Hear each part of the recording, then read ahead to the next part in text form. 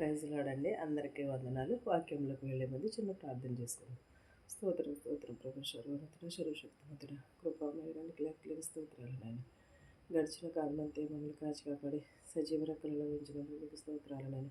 వినట ద్వారా విశ్వాసం కలుగుటకు సహాయం చే ప్రభు. మారు మనసు దయచే ప్రభు.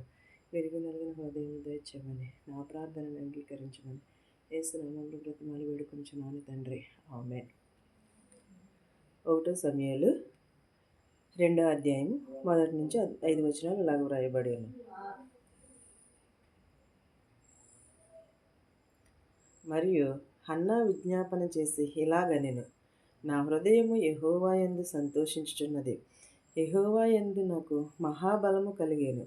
నీ వలన రక్షణను బట్టి సంతోషించుచున్నాను. నా విరోధుల మీద నేను అతిశయపడుదును. ఎవరి యందు ఆనందించుచున్నదండి?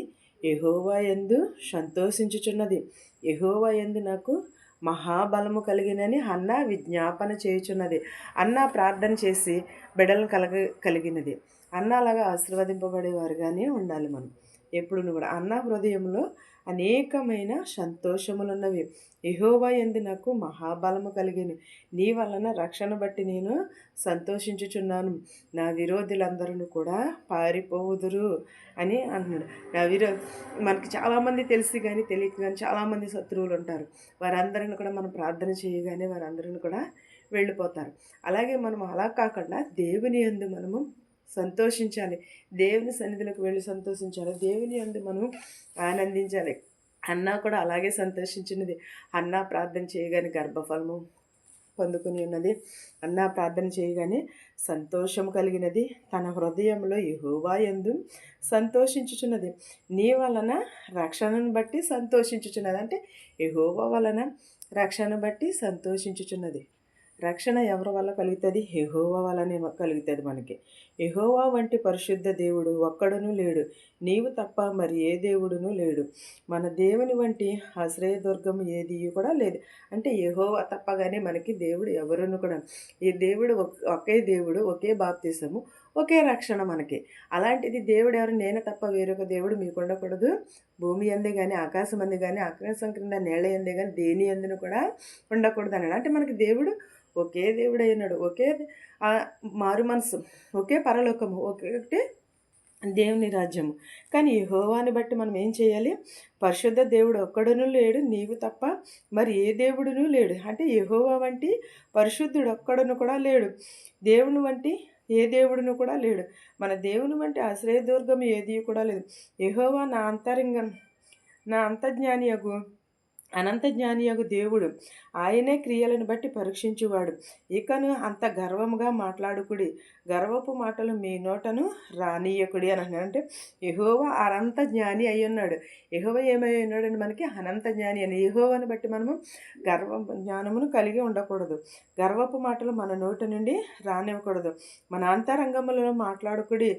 ఆయనే మన క్రియలను పరీక్షించువాడు. యెహోవాయే మనకి దుర్గమున అయ్యి ఉన్నాడు. మనకు ఆలోచనకర్త, సృష్టికర్త యొక్క దేవుడు యెహోవాయే. యెహోవా తప్ప మరి ఏ దేవుడును కూడా లేడు. మనం దేవునిని బట్టి ఆనందించాలి. మనం దేవుని స్తుతించాలి. దేవుని యందు మనం ఖ్యాతిని కలిగి ఉండాలి. అనేకులు ఆకలి కొనిగిన వారికి ఆకలిని తీర్చాలి. అనేక మంది దేవుని ప్రార్థించగా అనేకమైన స్వస్థతలు పొంది ఉన్నారు. అనేకమైనవి మేళ్లను పొందుకుని ఉన్నారు. ప్రతి ఒక్కరూ కూడా ప్రార్థన చేయగా ప్రతిఫలము పొందుకుంటారు. ప్రతి ఒక్కరును కూడా యెహోవా యందు విజ్ఞాపన చేయుచున్నారు. యెహోవా యందు మనకి ఏమి కలుగును? ఆశ్రయదుర్గము కలుగును. ఆయన యందు సంతోషము కలుగును. ఆయన సేవ చేస్తే మనకి ఎంతో ఆనందము. దేవుని సన్నిధిలో ఉంటే మనకి ఎప్పుడును కూడా సంతోషమును ఉంటుంది. నిత్యమును కూడా దేవుని బట్టి మనము ఆనందించాలి. దేవుడు మనకి ఆశ్రయమునై ఉన్నాడు. ఆయన క్రియలను బట్టి మనకు అనంత జ్ఞాని అయి ఉన్నాడు దేవుడు. అనేక క్రియలను పరీక్షించువాడు. ఇకను గర్వపు మాటలు మాట్లాడకూడదు. మీ నోట నుండి ఏమి రానివ్వకూడదు. గర్వపు మాటలు. మనం గర్వం ఎందుకు? నాశనానికి కారణము గర్వము. గర్వం ఉన్నప్పుడు మనము త్రొట్టిల్లిపోతాము. అలాంటిని మనకి గర్వంతో గీరతో ఏం మాట్లాడతాం, ఏమి చేస్తామో కూడా తెలియదు. మనం ఎప్పుడూ కూడా తగ్గించుకుని ఉండాలి. తగ్గించుకునే స్వభావమును కలిగి ఉండాలి. ఈ వాక్యమును మీకును మాకును మనందరికీ తోడయ్యుండును గాక. ఆమేన్. ప్రార్థించుకున్నాం. స్తోత్రం స్తోత్రం స్తోత్రం ప్రభా సర్వోన్నతుడ సర్వశక్తిమంతుడ నీకు స్తోత్రాలు, నీకు వందనాలు నాయన. గడిచిన కాలం అంతే మమ్మల్ని కాచి కాపాడి సజీవ రెక్కలలో ఉంచినందుకు నీకు స్తోత్రాలు యేసయ్య. నీకు వందనాలు నేను ప్రతి ఒక్కరికి మారు మనసు దయచే ప్రభ, విరిగి నలిగిన హృదయం దయచే ప్రభ, నేను రక్షణ భాగ్యం దయచేయమని అడుగుచున్నాను నాయన ప్రభ.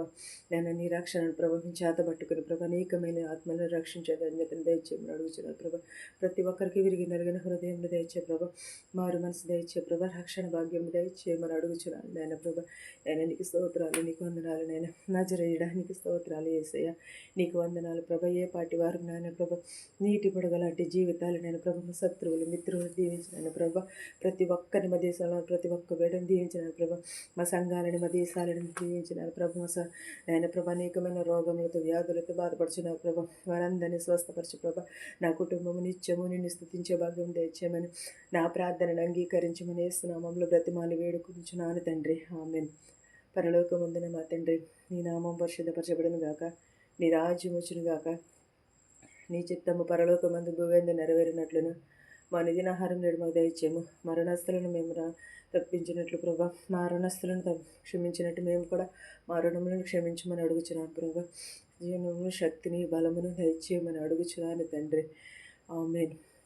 నాయన ప్రభా, చూచుచున్న వారికి వినిచిన వారికి ప్రతి ఒక్కరికి నీ రక్షణ భాగ్యం దయచేయమని అడుగుచున్నాను తండ్రి. ఆమేన్. ఆమేన్. అందరికీ వందనాలండి.